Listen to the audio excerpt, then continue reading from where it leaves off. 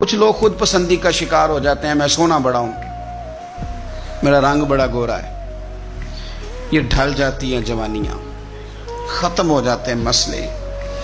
ये खुदा माफ करे तो चंद लम्हों चंद महीनों की बीमारियां छीन के ले जाती हैं वजूद की ताकतें। ये कभी उन सोने जवानों को देखो जिनका कद काठ बड़ा उरूज पे था और चीजें बड़ी आला थी, लेकिन जब वो बीमार हुए तो उनकी हालत ये हो गई कि अब पूछने वाला कोई नहीं, अब कोई शख्स नहीं जो उनको पानी का गिलास भी दे सके, अब कोई नहीं जो उनके करीब भी जा सके, अब कोई शख्स ऐसा नहीं। उनको देख के महसूस होता है कि ये ढांचा है, इनके पास गोश्त मौजूद है ही नहीं। दवाई तब असर करती है जब रब चाहे, ताल्लुकात तब असर करते हैं जब रब चाहे। आपको कोई चीज भी उस वक्त मवाफिक आती है जब अल्लाह चाहे, जब अल्लाह ना चाहे, अल्लाह ना जब चाहे।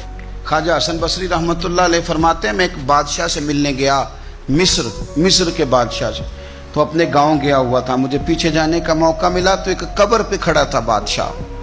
पहले हसीनो जमील औरतें आई, कुछ देर कब्र पे खड़ी रहीं, फिर वो चली गई।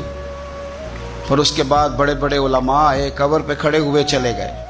फिर बड़े फौजी आए, जर्नैल आए, असलहे के साथ कब्र पे खड़े हुए चले गए। फिर बादशाह ने सारी दौलत मंगाई, हीरे जवाहरात कब्र पे करीब रखे गए।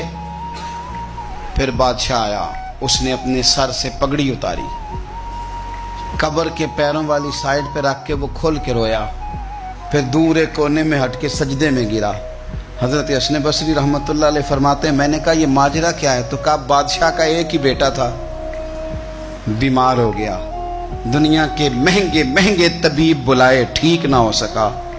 बादशाह हर साल इस कब्र पे आता है, औरतें भी आती हैं, तो कहता है पुत्र अगर सारा हुस्न देख के तुझे बचाया जा सकता तो मैं तुझे बचा लेता।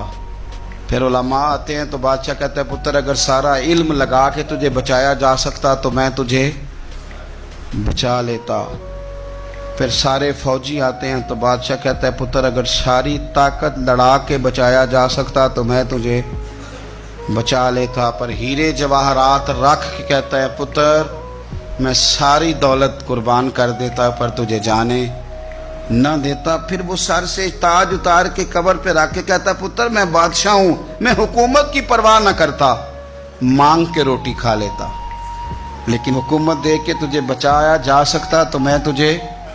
फिर रो के कहता है वो गालिब हिकमत वाला है जो तुझे ले गया है, उसकी हिकमत ही गालिब आती।